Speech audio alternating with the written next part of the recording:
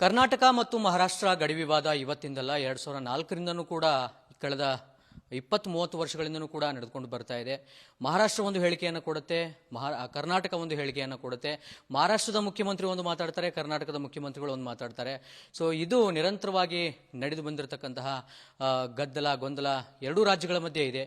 ಈ ನಡುವೆ ಏನು ಅಂತಂದ್ರೆ ಕೇಂದ್ರ ಸಚಿವ ಬಿಜೆಪಿಯ ಚಾಣಕ್ಯ ಅಮಿತ್ ಶಾ ಅವರ ನೇತೃತ್ವದಲ್ಲಿ ಗಡಿ ಸಮನ್ವಯ ಸಮಿತಿ ಅಂತ ಹೇಳಿ ಒಂದು ಸಮನ್ವಯ ಸಮಿತಿಯನ್ನು ಕೂಡ ರಚನೆ ಮಾಡಲಾಗುತ್ತೆ. ಅಂದ್ರೆ ಎರಡೂ ರಾಜ್ಯಗಳ ಮಧ್ಯೆ ಸಮನ್ವಯ ಸಾಧಿಸಬೇಕು ಅನ್ನೋದು ಕೇಂದ್ರದ ಉದ್ದೇಶ ಆಗಿರುತ್ತೆ. ಆ ಸಮನ್ವಯ ಸಮಿತಿ ಕಳೆದ ಅಂದ್ರೆ 2021-2022ನೇ ಸಾಲಿನಲ್ಲಿ ಅಸ್ತಿತ್ವಕ್ಕೆ ಬರುತ್ತೆ. ಅಸ್ತಿತ್ವಕ್ಕೆ ಬಂದ ನಂತರ ಮಹಾರಾಷ್ಟ್ರ ಮತ್ತು ಕರ್ನಾಟಕ ಹೇಗೆ ನಡ್ಕೊಳ್ತಾ ಇವೆ ಕೇಂದ್ರ ಗಡಿ ಸಮನ್ವಯ ಸಮಿತಿಯ ಜೊತೆಗೆ ಅನ್ನೋದು ವಿಷಯ ಆಗುತ್ತೆ. ಯಾಕೆಂದ್ರೆ ಇತ್ತೀಚೆಗಷ್ಟೇ ಅಂದ್ರೆ 2022ರ ಡಿಸೆಂಬರ್ನಲ್ಲಿ ಒಂದು ನೋಟಿಸ್ ಅನ್ನ ಮಹಾರಾಷ್ಟ್ರ ಮತ್ತು ಕರ್ನಾಟಕಕ್ಕೆ ಕೇಂದ್ರ ಸಮನ್ವಯ ಸಮಿತಿ ನೋಟಿಸ್ ಅನ್ನ ಜಾರಿ ಮಾಡಿದೆ. ಸೊ ಆ ನೋಟಿಸ್ನಲ್ಲಿ ಸ್ಪಷ್ಟವಾಗಿ ಅದು ಮೆನ್ಷನ್ ಮಾಡಿರುವಂತದ್ದು ಎರಡೂ ರಾಜ್ಯಗಳು ಒಪ್ಪಂದವನ್ನ ಅಂದ್ರೆ ಏನು ಕರಾರುಗಳಿದ್ವು ಒಪ್ಪಂದಗಳಿದ್ವು ಅವುಗಳನ್ನ ಮೀರಿವೆ, ಅಂದ್ರೆ ಅವುಗಳಿಗೆ ಸ್ಪಂದನೆ ಮಾಡ್ತಾ ಇಲ್ಲ ಅನ್ನುವಂತಹ ಆಕ್ರೋಶವನ್ನ ಕೇಂದ್ರ ನೀಡಿದೆ. ಈ ಬಗ್ಗೆ ಮಾತಾಡಲಿಕ್ಕೆ ನಮ್ಮ ಜೊತೆಗೆ ಹಿರಿಯ ಹೋರಾಟಗಾರರು ಹಾಗೂ ಕನ್ನಡ ಪರ ಸಂಘಟನೆಯ ಹೋರಾಟಗಾರರಾಗಿರ್ತಕ್ಕಂಥ ಅಶೋಕ್ ಚಂದ್ರಗಿ ಅವರಿದ್ದಾರೆ.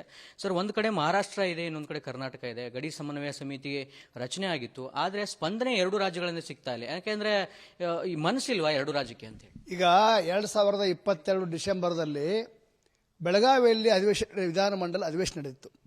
ಅವಾಗೇನಾಯ್ತು ಅಂದ್ರೆ ಮಹಾರಾಷ್ಟ್ರ ಮುಖ್ಯಮಂತ್ರಿ ಒಂದು ಸ್ಟೇಟ್ಮೆಂಟ್ ಕೊಟ್ಟರು, ಅವಾಗಿನ ಕರ್ನಾಟಕ ಮುಖ್ಯಮಂತ್ರಿ ಬಸವರಾಜ ಬೊಮ್ಮಾಯಿ ಅವರು ಒಂದು ಸ್ಟೇಟ್ಮೆಂಟ್ ಕೊಟ್ಟರು. ಎರಡೂ ರಾಜ್ಯದ ಮಧ್ಯೆ ಉದ್ವಿಗ್ನ ಪರಿಸ್ಥಿತಿ ಉಂಟಾತು. ಡಿಸೆಂಬರ್ 14, 2022ಕ್ಕೆ ಕೇಂದ್ರದ ಗೃಹ ಸಚಿವರಾದ ಅಮಿತ್ ಶಾ ಅವರು ಒಂದು ದಿಲ್ಲಿಯಲ್ಲಿ ಮೀಟಿಂಗ್ ಕರೆದರು. ಉಭಯ ರಾಜ್ಯಗಳ ಮುಖ್ಯಮಂತ್ರಿ ಹಾಜರಿದ್ದರು. ಅಲ್ಲಿ ಏಕನಾಥ್ ಶಿಂದೆ ಇದ್ದರು, ಬೊಮ್ಮಾಯಿ ಅವರು ಹೋದರು, ಬಿಜೆಪಿ ಅಧ್ಯಕ್ಷ ನಳಿನ್ ಕುಮಾರ್ ಕಟೀಲ್ ಇದ್ದರು.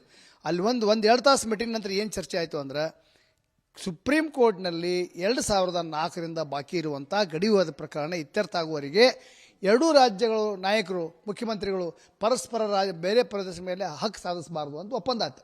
ಆಮೇಲೆ ಇನ್ನೊಂದು ನಿರ್ಧಾರ ಏನಾಯ್ತಂದ್ರೆ ಅವರು ಮಹಾರಾಷ್ಟ್ರದ 3 ಸಚಿವರು, ಕರ್ನಾಟಕದ 3 ಸಚಿವರು ಸೇರಿ 6 ಜನರ ಸಮನ್ವಯ ಸಮಿತಿ ರಚನೆ ಆಗಬೇಕು ಅಂತೇಳಿ ಅಮಿತ್ ಶಾ ಅವರು ಹೇಳಿದರು. ಡಿಸೆಂಬರ್ 2022 14 ಆಗಿದ್ದ ಒಪ್ಪಂದವನ್ನು 3 ತಿಂಗಳದೊಳಗೆ ಮಹಾರಾಷ್ಟ್ರ ಉಲ್ಲಂಘನೆ ಮಾಡಿದರು. 2023 ಮಾರ್ಚ್ 2ಕ್ಕೆ ಒಂದು ಕ್ಯಾಬಿನೆಟ್ ಡಿಸಿಷನ್ ತೊಗೊಂಡ್ರು. ಏನು ತೊಗೊಂಡ್ರು ಅಂದ್ರೆ ಕರ್ನಾಟಕದ 4 ಜಿಲ್ಲೆಗಳ 865 ಹಳ್ಳಿ ಪಟ್ಟಣಗಳಲ್ಲಿ ಮಹಾತ್ಮ ಫುಲೆ ಜನಾರೋಗ್ಯ ಯೋಜನೆಯನ್ನು ನಾವು ಜಾರಿ ತರ್ತೀವಿ ಅಂತ ಅನೌನ್ಸ್ ಮಾಡಿದ್ರು ಮಹಾರಾಷ್ಟ್ರ ಕ್ಯಾಬಿನೆಟ್. ಅಂದರೆ ಉಲ್ಲಂಘನೆ ಮಾಡಿದ್ದು 3 ತಿಂಗಳು ಮಾಡಿದ್ರು. ಅವಾಗ ನಾವು ಬೊಮ್ಮಾಯಿ ಅವ್ರಿಗೆ ಹೇಳಿದ್ವಿ, ನಿಮ್ಮ ಒಪ್ಪಂದವನ್ನು ಉಲ್ಲಂಘನೆ ಮಾಡಿದಾರ ಅಮಿತ್ ಶಾ ಅವರು ಹೇಳಿದ ಮೇಲೆ ಅದಕ್ಕೆ ಕೇಂದ್ರ ಸರ್ಕಾರಕ್ಕೆ ನೀವು ಪತ್ರ ಬರೀರಿ, ಒಕ್ಕೂಟ ವ್ಯವಸ್ಥೆಯೊಳಗೆ ಒಂದು ರಾಜ್ಯ ಮತ್ತೊಂದು ರಾಜ್ಯ ಹಸ್ತಕ್ಷೇಪ ಮಾಡಬಾರ್ದು ಅಂತ. ಅವರು ಅದನ್ನು ಬರೀಲಿಲ್ಲ, ಬೊಮ್ಮಾಯಿ ಅವರು ಬರಲಿಲ್ಲ. ಆಮೇಲೆ ಈ ಮಧ್ಯೆ ಏನಾಯ್ತು ಅಂದ್ರೆ ಅಲ್ಲಿ ಕೇಂದ್ರ ಗೃಹ ಸಚಿವಾಲಯದಿಂದ ಒಂದು ನೋಟಿಸ್ ಇಶ್ಯೂ ಆತು. ಈಗ ಫೆಬ್ರವರಿ 2023ಕ್ಕೂ ಒಂದಾಗೈತಿ, ಡಿಸೆಂಬರ್ 2023 ಅಂದ್ರೆ ಕಳೆದ 1 ತಿಂಗಳ ಹಿಂದಾಗೈತಿ. ಏನಂದ್ರು ನೀವು ಇನ್ನೂ ತನಕ ನೀವು ಸಮನ್ವಯ ಸಮಿತಿ ಒಂದು ಸಭೆ ಮಾಡಿಲ್ಲ, ಎರಡೂ ರಾಜ್ಯಗಳು ರೆಸ್ಪಾನ್ಸ ಕೊಟ್ಟಿಲ್ಲ, ಗೃಹ ಸಚಿವಾಲಯದಿಂದ ಬಂತು. ಅದರ ಅರ್ಥ ಇದು ಕರ್ನಾಟಕಕ್ಕೂ ಬೇಡ, ಮಹಾರಾಷ್ಟ್ರಕ್ಕೂ ಬೇಡ. ಯಾಕಂದ್ರೆ ಏಕನಾಥ್ ಶಿಂದೆ ಸರ್ಕಾರದ 3 ಮಂದಿ ಮಿನಿಸ್ಟರ್ ಇದ್ರು ಆ ಕಮಿಟಿಯಾಗ.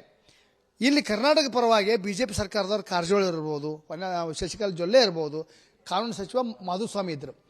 ಮೇದೊಳಗೆ ಸರ್ಕಾರ ಚೇಂಜ್ ಆಯ್ತು. ಇಲ್ಲಿ ಬಿಜೆಪಿ ಹೋಯ್ತು, ಕಾಂಗ್ರೆಸ್ ಬಂತು. ಕಳೆದ ಲಾಸ್ಟ್ ಮೇದ ಸರ್ಕಾರ ಬಂದರೂ ಸಹಿತ ಅಲ್ಲಿ 3 ಮಂದಿ ಸಚಿವರ ಹೆಸರನ್ನು ಇವರು ಕೊಟ್ಟೇ ಇಲ್ಲ. ಯಾರು ಕರ್ನಾಟಕದಿಂದ ಕೊಡಬೇಕಲ್ಲ, ಕೊಡಬೇಕು, ಇವರಾಗಲೇ ಹೇಳಬೇಕಾಗಿತ್ತು ಸಮನ್ವಯ ಸಮಿತಿಗೆ ನಾವು ಕೊಡ್ತೇವೆ, ಸಮನ್ವಯ ಸಮಿತಿ ಆಗಬೇಕು ಅಂತ. ಸಮನ್ವಯ ಸಮಿತಿ ಉದ್ದೇಶ ಏನು? ಆಗಾಗ ಉಭಯ ರಾಜ್ಯಗಳ ನಡುವೆ ಗಡಿವಾದ ವಿಷಯದಾಗ ಉದ್ವಿಗ್ನ ಪರಿಸ್ಥಿತಿ ಆಗ್ತೈತಿ, ಅನೇಕ ಸಲ ಆಗ್ತಾವೆ. ಆ ಉದ್ವಿಗ್ನತೆ ಆದಾಗ ಆ ಸಮನ್ವಯ ಸಮಿತಿ ಒಳಗೆ ಸಭೆ ಚರ್ಚೆ ಮಾಡಿ ಅಮಿತ್ ಶಾ ಅವರು ಹೇಳಿದನ್ನು ಅದು ಕೆಳಮಟ್ಟವರೆಗೂ ಪರ್ಕ್ಯುಲೇಟ್ ಆಗಬೇಕು ಅಂತ. ಅದನ್ನು ಹೆಂಗೆ ಬಗೆಹರಿಸೋದು? ಸಮನ್ವಯ ಸಮಿತಿ ಮಾಡಿದ ಉದ್ದೇಶ ಅವ್ರು ಚಲೋ ಐತೆ, ಆದರೆ ಕೇಂದ್ರ ಗೃಹ ಸಚಿವಾಲಯ ನೋಟಿಸ್ ಕೊಡುವವರೆಗೂ ಇವ್ರು ಗಪ್ಪ ಅದಾರ.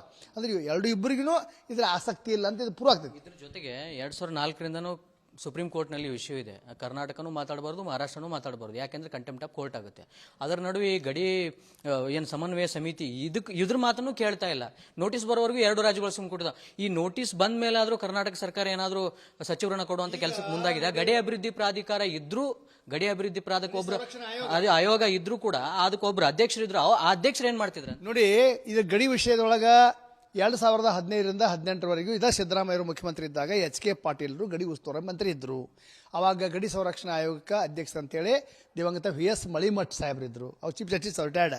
ಆಮೇಲೆ ಗಡಿ ಉಸ್ತುವಾರಿ ಸಚಿವರಿಲ್ಲ. 2018 ನಂತರ ಕುಮಾರಸ್ವಾಮಿ ಸರ್ಕಾರ ಇರ್ಬೋದು, ಯಡಿಯೂರಪ್ಪ ಸರ್ಕಾರ ಇರ್ಬೋದು, ಬೊಮ್ಮಾಯಿ ಸರ್ಕಾರದಾಗ ಗಡಿ ಉಸ್ತುವಾರಿ ಸಚಿವರು ಇಲ್ಲಿ ಯಾರೂ ಇಲ್ಲ.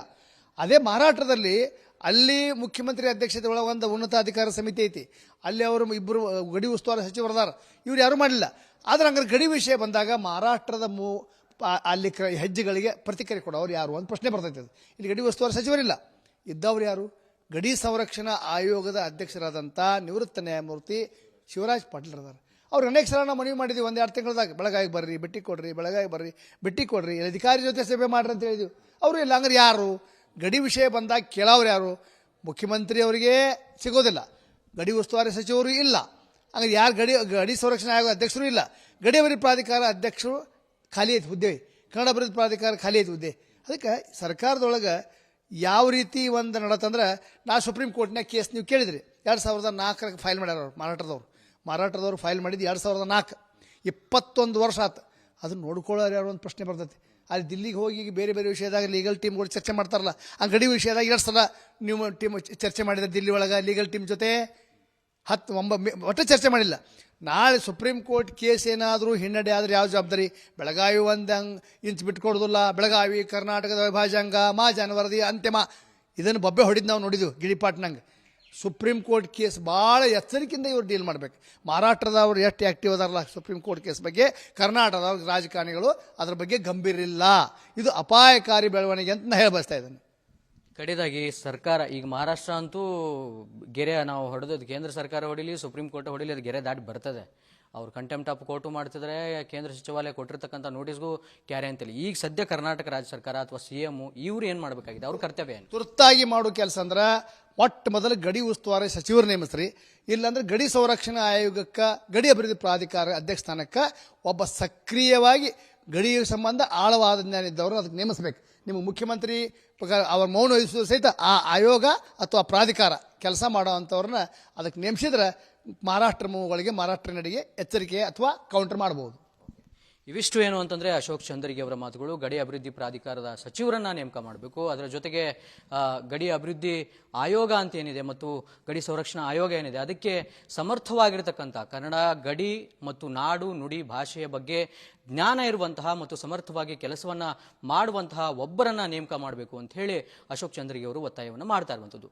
ಕ್ಯಾಮರಾ ಪರ್ಸನ್ ಸೋಮು ಜೊತೆ ಮಂಜುನಾಥ್ ಹೊಡೆದ್, ವಿಸ್ತಾರ ನ್ಯೂಸ್, ಬೆಳಗಾವಿ.